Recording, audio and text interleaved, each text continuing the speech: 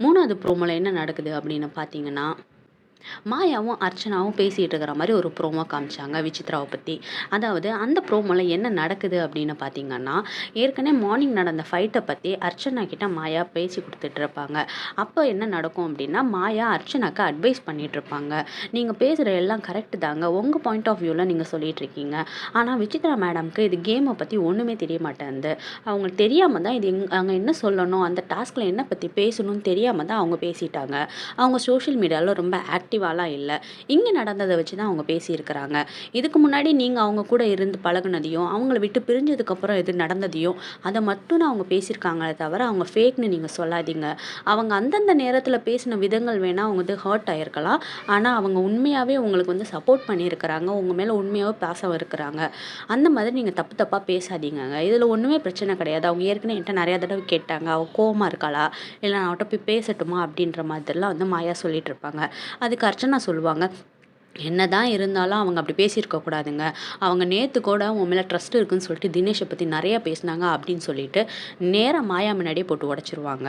அவ்ளோ ட்ரஸ்ட் இருக்குன்னு சொல்லியுமே அர்ச்சனா வந்துட்டு, "விசித்ரா மேடம் தினேஷ பத்தி என்ட்ட அவ்ளோ நேரம் பேசினாங்கன்னு சொன்னதே அதுல ட்ரஸ்ட் இல்லன்னு தான அர்த்தம்." அவங்க வந்துட்டு இந்த மாரி விசித்ரா பேசினத அந்த இடத்துல போட்டு உடைச்சுருவாங்க. மாயா ரொம்ப நேரமா அட்வைஸ் பண்ணிக்கிட்டே இருப்பாங்க. ஆனா நம்ம அர்ச்சனா கண்டிப்பா கேட்பாங்களா? கேட்கவே மாட்டாங்க. "நான் புடிச்ச முயலுக்கு 3 காலு" அப்படிங்கிற மாதிரி அவங்க சொன்னதையே தான் சொல்லிட்டு இருக்கிறாங்க. நீங்க என்ன வேணாலும் சொல்லிக்கோங்க. என்னோட ஒப்பீனியன் இதுதான். அவங்க என்ன வேணா நெனச்சுட்டு போறாங்க. நான் அப்படி கிடையாது. எனக்கு வெளியில ஆள் வைக்கிற மாதிரி இருந்தா, எனக்கு அவ்ளோ பணம் இருக்குதுன்னா, நான் எதுக்குங்க இங்க வரப்போறேன்? எதுக்கு இங்க வந்துட்டு என்னோட ஃபேம் எல்லாம் நான் கெடுத்துக்க போறேன்? அப்படின்ற மாரி அர்ச்சனா ஆர்க்யூ பண்ணிட்டு இருப்பாங்க. மாயா சொல்லுவாங்க, "கடைசியா உங்களுக்கு அவங்க மேல உண்மையான பாசம் இருக்கு தானே? அந்த அன்பு பொய் இல்லல்ல?" அப்படின்ற மாரி ஒரு கேள்வி கேட்பாங்க.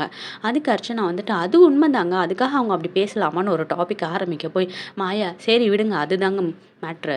நீங்க வந்துட்டு அவங்க மேல அன்பு இருக்குன்னு சொல்லிட்டீங்களா? அதுதான் அவ்வளோதான். இதுக்கு எதுக்கு நீங்க அவ்வளோ பெருசாலாம் ரியாக்ட் பண்றீங்க? ஜஸ்ட் விட்டுருங்க. அவங்களே இத நார்மலா எடுத்துக்கிட்டாங்க." அப்படிங்கிற மாரி இந்த விஷயத்த ஃபினிஷ் பண்ணியிருப்பாங்க. இவ்வளோதாங்க இந்த இதில நடக்குது. அது மட்டும் இல்லாம பணப்பெட்டிய எடுக்கலாமா? வேணாமான்னு அப்படி ஒரு டிஸ்கஷனும் மாயாவும், பூர்ணிமாவும் பண்ணிட்டு இருப்பாங்க.